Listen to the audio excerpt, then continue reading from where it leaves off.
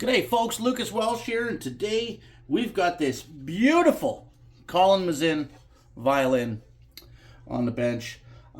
This is very likely the nicest violin that I've had in the shop and had the opportunity to work on, especially recently for sure. This is a Magini copy that's got a mystery vibration. Somewhere in there's a vibration, so stick around, we're going to figure out what it's doing.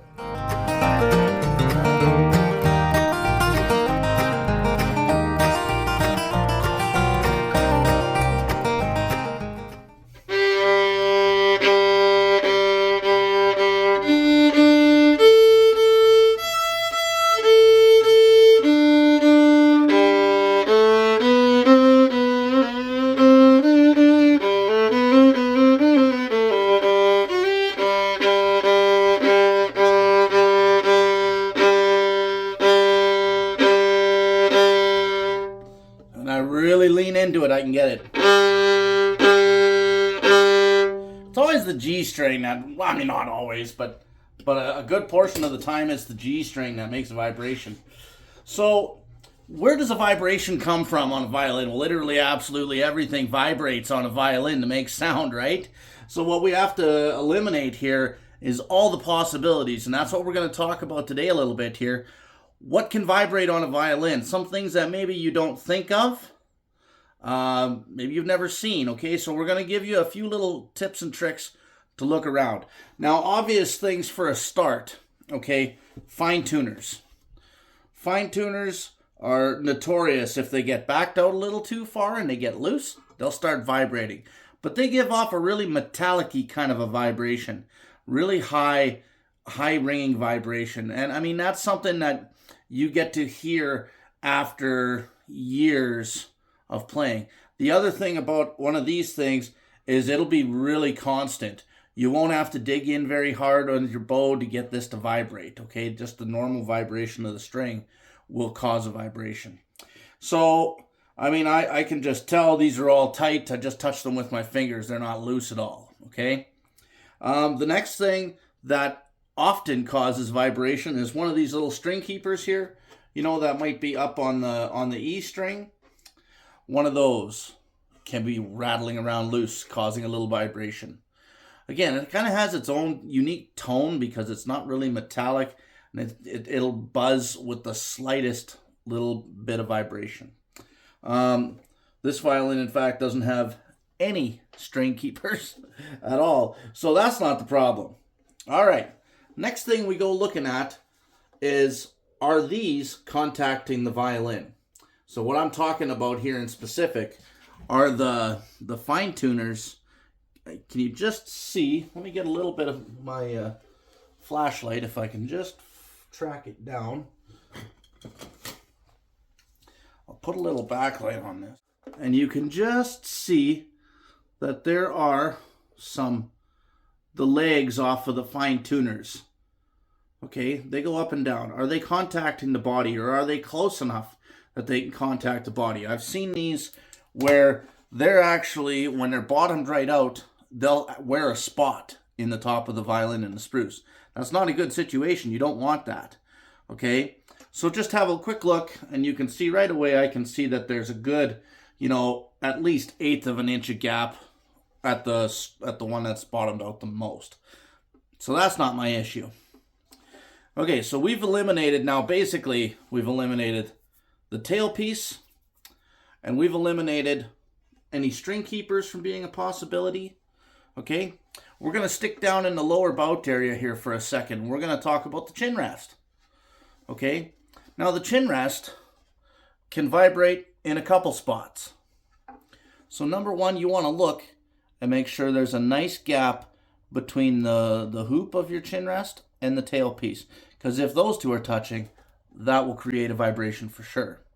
And again, when you look up in there, you can see there's a nice gap all around. That's not our problem. I'm just going to check these barrels on the back here. Make sure that they're tight. Okay, now I can't move this at all. I look and I can see that there's a nice layer of cork over everything. So That's not likely to be it either. The end button isn't going to rattle because it's always got tension on it from the strings, right? So that's not a place that it's going to vibrate. All right. So we've kind of taken care of accessories. We're going to go through this systematically here a little bit. Accessories, and then we're going to talk about body, and then we're going to talk about internals, okay, and the possibilities that could be. So those are some of the most common areas for vibrations to occur. Now what we got to start doing is we got to start looking at, is there the fretboard, the fingerboard, this isn't a guitar, the fingerboard. So, you're saying the fingerboard. Well, how can the fingerboard vibrate? It's still attached. Yes, I have seen where the fingerboard has been starting to detach right up here over top of the heel of the neck. Okay? And simply, if you just grab it here at the ends and just lift up ever so slightly and watch, you should be able to see, because I've seen it, where this lets go, and when you hit that just strong enough, it'll actually vibrate. It'll slap just a wee little bit against the heel of the neck. That's not happening here. Okay? It's tight. So we're good there again. That's really, that's getting already kind of obscure. Okay? That's would probably be one of the last things that I would check. But we're talking about, this would have taken me 30 seconds to evaluate so far and eliminated all of these things. All right, now we're going on. Is there any cracks in the top, in the back? Even a crack in the headstock has the potential to vibrate. Now, if you got a crack in the headstock, like this one has had a crack in the headstock right over top of this peg. Okay, and it's not in great shape. It really probably should have a bushing put in it and be cleaned up properly. But it still functions, and that's not what we're into today. So we're gonna hold off on that. We are gonna let them know, but we're gonna hang on to that for a little second. I can see, and because I know a little bit of the history of this violin, I can see there's a crack, and I know that crack has been fixed. I'm gonna just put a little gentle pressure with my thumb on both sides of it. And I can feel that there is zero give there at all. I know that crack is solid. You have to be careful when you're looking for cracks, because they can show up in kind of odd places. Okay? One of the most typical places is right off of each end of the saddle. Very typical. And then off of the F-holes here, stuff like that can go as well.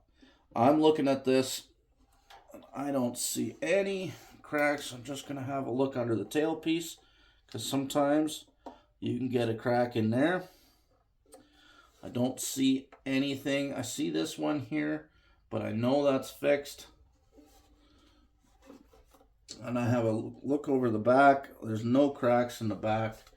The sides, the neck is tight. Okay. And the sides are crack free. Okay. Now, the nut is also a place to look, because you can get a vibration from the nut.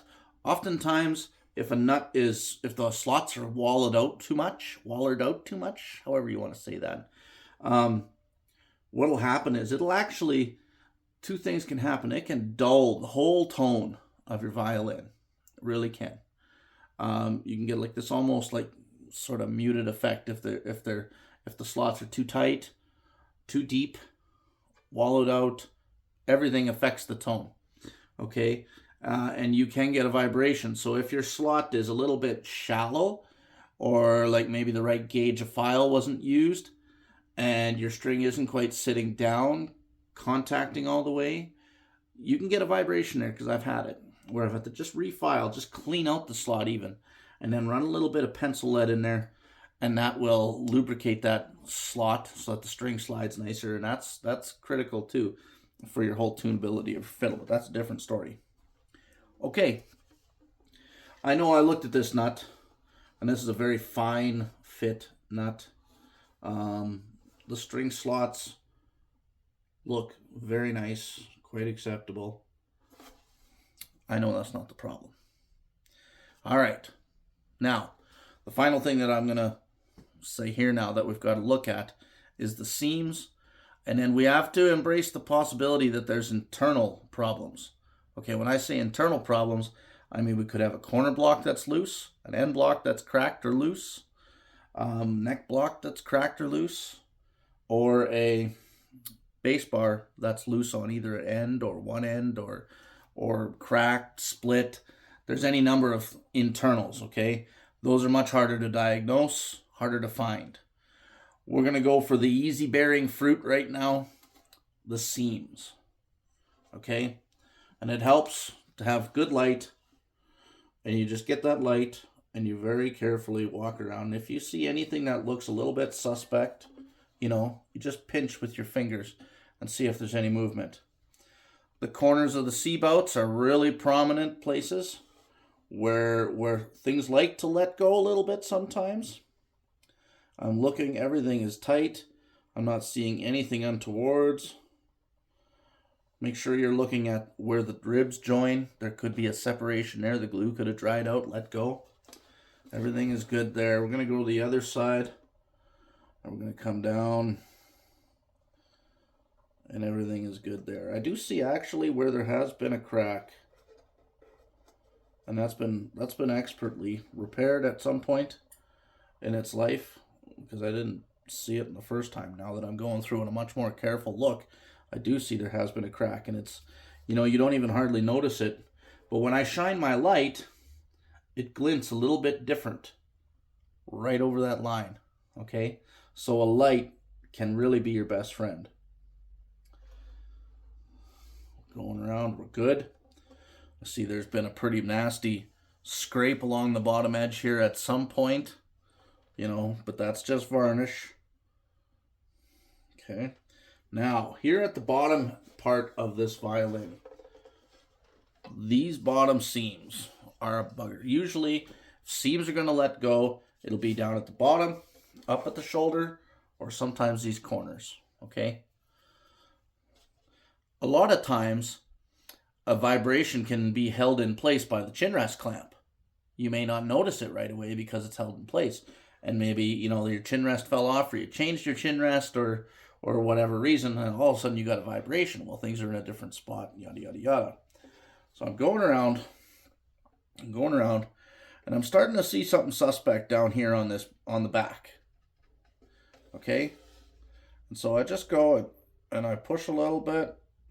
I think there's a little bit of movement, and when I just grab that bottom lip, I can see that, in fact, yes, there is a little bit of movement there. Let me see if I can get this in close enough for you guys to see what I'm talking about here.